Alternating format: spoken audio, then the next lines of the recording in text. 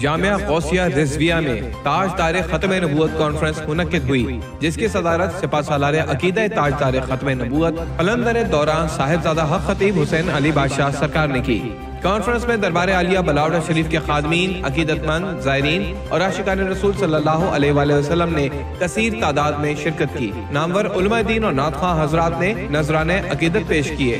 بعد ازاں سرکار جی نے جامعہ غوثیہ رضویہ میں قرآن پاک حفظ کرنے والے طلباء کی دستار بندی کی اور اسناد تقسیم کی۔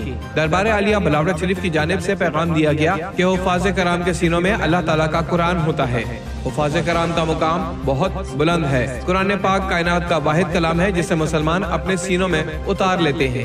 اس کے علاوہ کسی بھی کتاب کو حرف بہ حرف زبانی یاد نہیں کیا جا سکتا۔ یہی قرآن پاک کے کلام الہی ہونے کی سب سے بڑی دلیل ہے۔ سرکار جی کی جانب سے قرآن پاک کے حفاظ اور شمع رسالت کے ان پروانوں کی حوصلہ افزائی کی گئی، جنہوں نے مل کر وہی نعرہ بلند کیا جو دربار عالیہ بلاوڑہ شریف سے صدا آتی ہے: تاجدار ختم نبوت زندہ باد۔ کانفرنس کے اختتام پر سرکار جی نے آنے والے زائرین کو دم فرمایا، جس کے بعد خصوصی دعا کی گئی۔